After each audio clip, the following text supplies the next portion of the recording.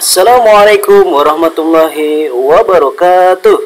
Apa kabar kalian hari ini? Semoga kita dalam nikmat dan lindungan Allah Subhanahu wa Ta'ala. Mengawali perjumpaan jarak jauh kita pada kali ini, Pak Heza akan menyampaikan pelajaran Nahu di kelas 6C. Harap disimak video ini dengan baik sampai akhir ya, dan fokus. Pada pertemuan yang sebelumnya, Pak Heza sudah membahas tentang 5 perkara yang memperbolehkan mubtada bentuknya nakiroh atau tanpa alif lam. Semoga kalian sudah paham. Sekarang kita akan mempelajari tentang kesesuaian antara mubtada dan khobarnya. Bismillahirrahmanirrahim. Wa minhal mutabaqatu bainal mubtada'i wa khobarihi fit tadhkiri wa ta'nifi wa fil mufradi wal musanna wal jam'i. Dan darinya, yaitu dari penjelasan yang sebelumnya, kesesuaian antara mubtada dan khobarnya. Jadi kita harus memperhatikan kesesuaian antara mubtada dan khobar. Lalu kesesuaiannya dalam bentuk seperti apa? Nah, di sini penjelasannya dalam bentuk mudzakkar, muannas, tunggal, bilangan 2, dan jamak. Jadi yang pertama bentuk mudzakkar. Bentuk mudzakkar itu bisa condong kepada gender atau jenis kelamin laki-laki. Lalu muannas. Muannas itu kebalikannya muzakkar, lebih ke gender perempuan. Lalu ada mufrad. Mufrad itu kata tunggal. Musanna. Apa itu musanna? Bilangan 2. Nah, levelnya naik 1, yaitu bilangan 2. Jadi nanti akan dibahas lagi secara mendetail insyaallah. Dan jamak yang terakhir. Jamak itu kebalikannya tunggal atau kebalikannya mufrad. Nah, kalau mufrad itu 1, sedangkan jamak lebih dari 2. Dalam bahasa Arab, jamak itu lebih dari 2, sedangkan di dalam bahasa Inggris lebih dari 1 sudah dikatakan jamak. Sudah dikatakan plural. Nah, dan jamak ini ya bisa juga bentuknya muannas. Maksudnya jamak itu bisa dikatakan muannas. Jamak sama dengan muannas. Jumlahnya banyak, akan tetapi tidak ada ta marbutoh, maka bisa dikatakan muannas. Nah, itu adalah bilangan jamak lebih dari 2. Bagaimana contohnya? Nahu Zaidun qaimun, wa Hindun qaimatun, wa Hindani qaimatani, wa Zaiduna qaimuna. Nahu contoh, yaitu Zaidun qaimun. Zaid berdiri. Nah, perhatikan Zaid di sini ada orangnya 1. Berdiri di sini juga muzakkar. Zaid muzakkar, gendernya laki-laki, berdiri pun tidak ada ta marbutoh di sini. Nah, seperti ini maksudnya. Jadi mubtadanya Zaid, khobarnya adalah qaimun, berdiri. Jadi kesesuaian ini yang dimaksud atau yang kita pelajari pada hari ini seperti ini. Jadi harus sesuai. Kalau Zaid berdiri, maka bahasa Arabnya Zaidun qaimun. Tidak boleh Zaidun qaimatun. Jadi mudahnya adalah ketika kita menyebutkan tun itu lebih condong kepada gender atau jenis kelamin perempuan. Misalnya contoh yang kedua, wa Hindun qaimatun.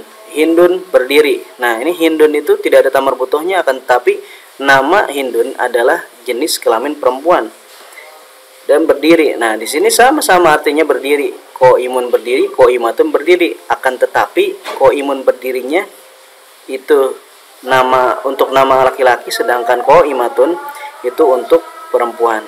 Dan selanjutnya perhatikan contohnya, wa Hindani qaimatani. Perhatikan Hindani.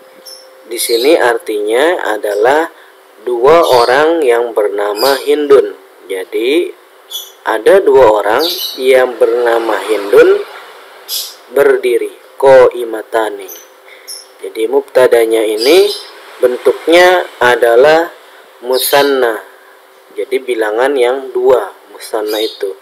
Perhatikan di sini musanna adalah dual atau kata benda yang jumlahnya ada 2.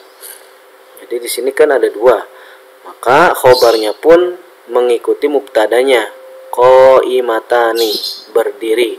Tapi berdirinya kita sudah ketahui, maka kita lihat dari belakangnya ada alif dan nunnya, berarti menunjukkan ada dua, ya, menunjukkan ada dua bilangan dari mubtada tersebut. Mubtadanya adalah hindani, sedangkan khobarnya qaimatani. Jadi mubtada nanti diikuti dengan khobar, disesuaikan. Begitu pula dengan contoh yang terakhir ini, yang Pak Heza tunjuk ini adalah wazaiduna qaimuna. Perhatikan tandanya di sini ada di belakang, yaitu waw, sukun, dan nun. Sedangkan yang sebelumnya itu ada alif dan nun. Alif, nun, alif, nun. Di sini waw sukun, nun. Waw sukun, nun. Saya ulang kembali. Wazaiduna qaimuna. Nah, ini contoh adalah contoh bentuk jamak. Apa itu jamak?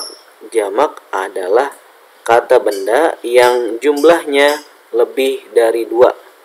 Jadi kalau sudah lebih dari dua, sudah dikatakan jamak. Kalau di dalam bahasa Arab, sudah dinamakan plural. Kalau di dalam bahasa Inggris, lebih dari satu sudah dikatakan jamak.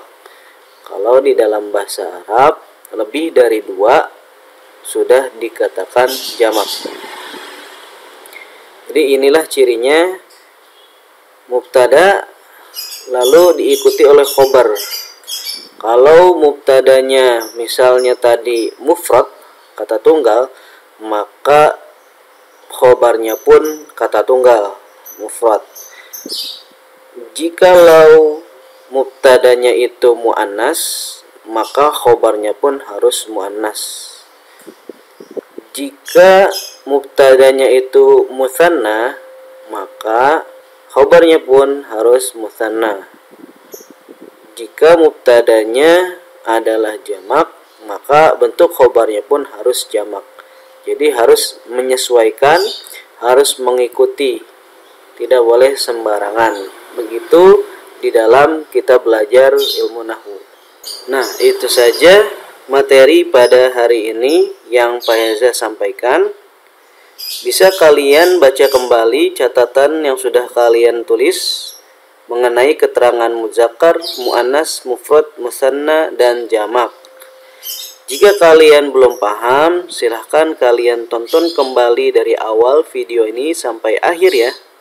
Semoga bermanfaat dan semoga kita semua dimudahkan oleh Allah Subhanahu wa Ta'ala dalam memahaminya. Sekian dan terima kasih.